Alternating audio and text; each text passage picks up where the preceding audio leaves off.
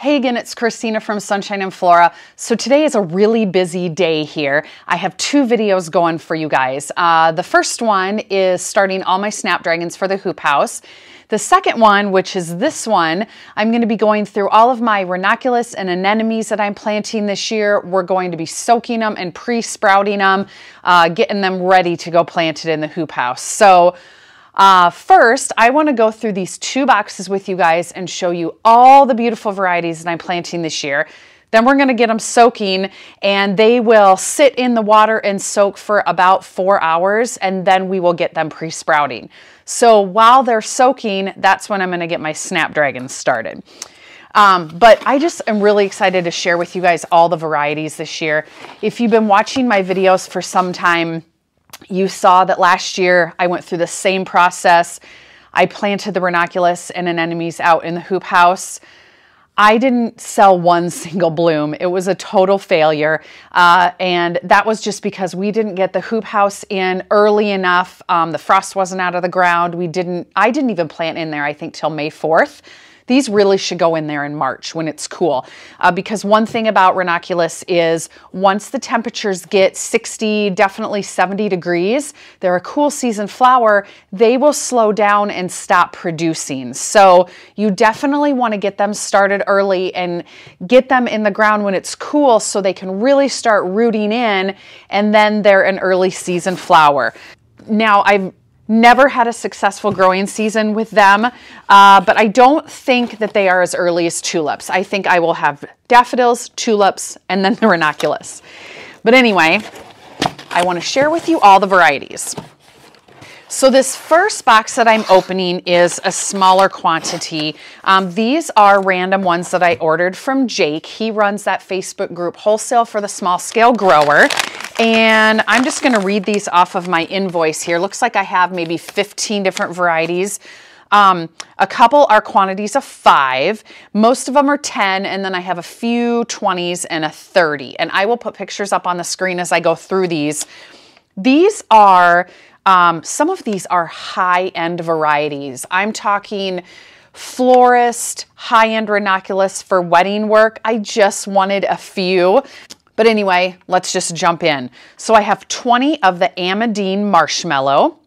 I have 5 of the Cloney series Hanoi Light Pink. That is one of the higher end ones. Those were a little bit more expensive. Then I have 5 of the Success Nevea White, 20 of the Elegance Bianco Smufado, which is a white blush. I have 10 of the Elegance Clementine, which is an orange.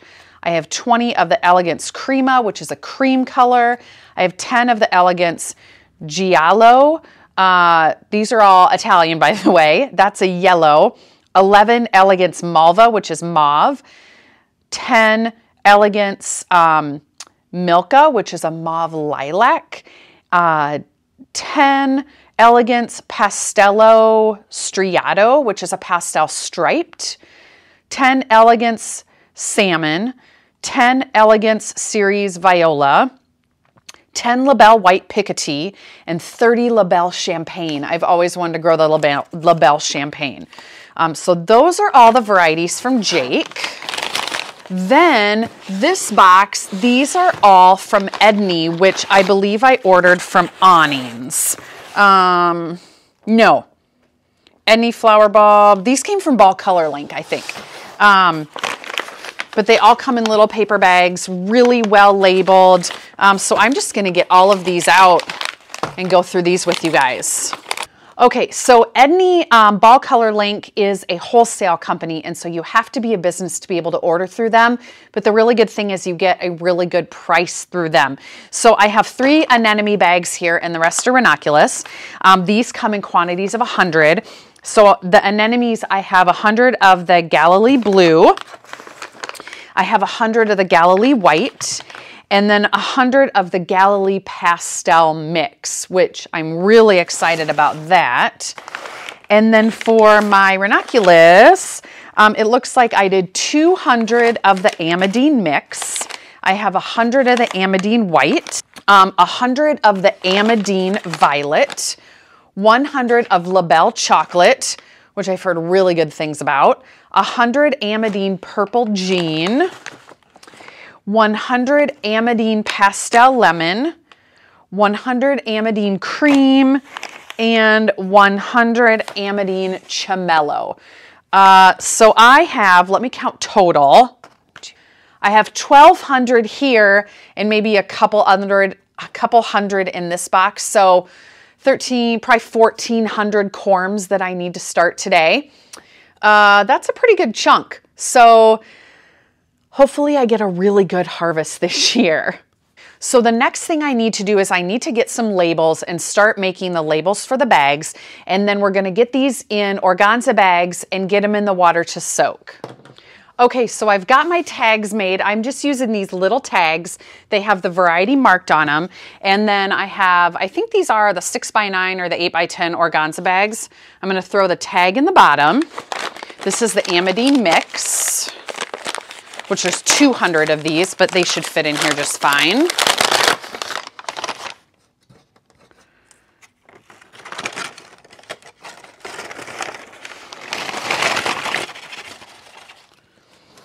Okay, there's 200 in that bag. Now, if you're not familiar with what a ranunculus corm looks like, they kind of look like little mini clumps of dahlia tubers or like little mini octopuses. And when you hydrate them, they really plump up. It kind of brings them to life. And you can see on this one, the stem is at the top. So when I'm putting these down in the soil to pre-sprout them, I'm going to put the little pointy ends down in the soil. And then it will start growing from the top and you'll see that peeking through the soil. And that's when you can tell that they're coming to life. Now, I will update you guys through this entire process, but pre-sprouting them inside is so easy. So don't let it be intimidating by any means. We'll get another bag here. I'm doing the exact same process with the ranunculus and the anemones. They're both going to soak for the exact same amount of time, and then I'm going to pre-sprout them the exact same way. Let me do one of the anemones so I can show you what those look like. We'll start with the Galilee Pastel. Anemone corms definitely feel heavier than the ranunculus corms.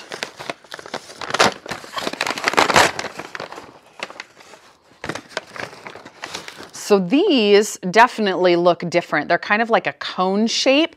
So with these, the same thing. You want to obviously pre-soak them. They will really plump up, and then the point goes down. That's where the roots come out of, and the top, that's where the growth comes out of. Okay, I'm gonna get all of these bagged up, and then we'll get them started in the water. All right, so all my corms are in their bags, and they're in this bucket. My faucet is broken, so see, I have it kind of clipped to the bucket here. Some people recommend adding water movement into your bucket. I don't want to leave my water running constant for 4 hours. So basically, I'm just going to come in here about every half an hour, and I'm just going to stick my hand in here and kind of move them around, maybe run some water, get some air movement in there. And they say that that helps so that bacteria does not grow on the corms. I've never had an issue with it, but I'll come in here about every half hour or so, and we'll go ahead and get these out at the end of 4 hours. All right, you guys, it's been the 4 hours. These are soaked, and oh my gosh, do they look good. They are really plump and I think ready to go. You can see that I have 4 trays prepped right in front of me. Basically, I fill these with just a regular potting soil or potting mix. I have 2 different kinds here. This is one I just had a little bit left of, and then this is the one that I'm going to be using the majority of. You can use any kind. I've also seen people use Pro Mix.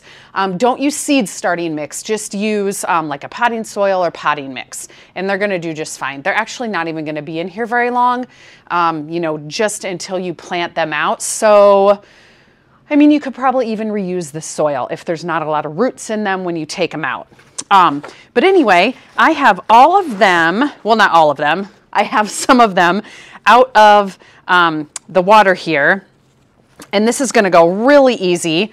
So basically, I wanna use my little markers, and I'm gonna kind of section it off. There's not very many in this one. I should just pour them right in this tray. There we go. All right, so here's what they look like. Now, if we were zoomed in close, you could definitely see the difference. The little like tuber looking structures are really plumped up. They're lighter in color. And basically, all I'm gonna do is put them the pointy side down in the soil. And I'm gonna put, about a ½ inch or an inch in between them.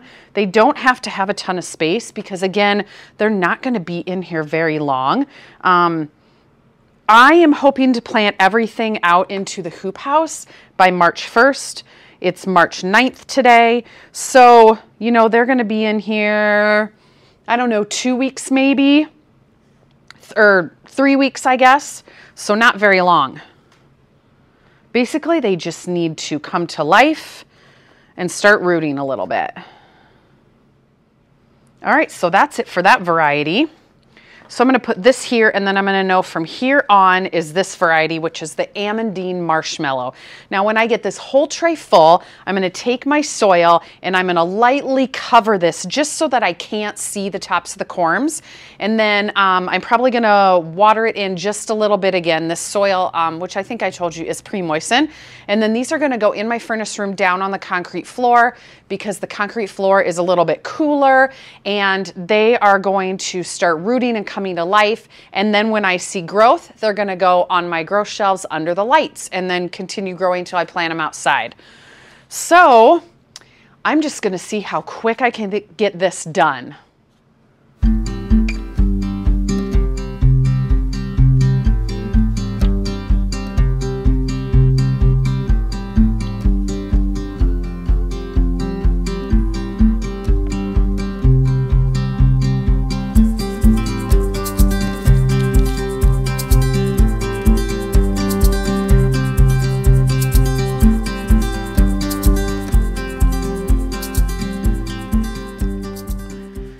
Okay, you guys, I got all 1,400 corms done. Oh my gosh, this feels so good to be done. That might be a record. I think I did it in like 2.5 hours. So this is my last tray. This is the anemone. This is the half white, half blue. And you can see I have all the corms in here. I'm covering it with soil. And then just to make sure it's nice and moist, I just go over it with a little water. Last year I learned that if I didn't really keep it wet, it dried out really quickly, and that was not good for them. So I keep them nice and moist. I've never had an issue with rotting, but these are ready to go. So I'm gonna get this last tray in the other room, and then I'm gonna show you where I'm keeping these. All right, so here is where all of these are living. This is my furnace room. This is where I've kept them the last couple years. They are down on a concrete floor. It will remain with the light off, dark in here. And once I see everything sprouting really good, then they get transferred right up to this grow shelf here under the lights. And then they'll grow on till I put them out in the hoop house. So I think they're gonna be really happy, and boy, does this feel good to have done.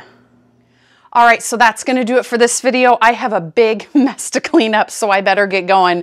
But anyway, I hope you guys enjoyed seeing my whole process. I definitely will make sure to keep you updated as these start sprouting, because if I get blooms from all of these beautiful varieties, that hoop house is gonna look amazing this year. So anyway, stay tuned for all of that. We'll see you soon.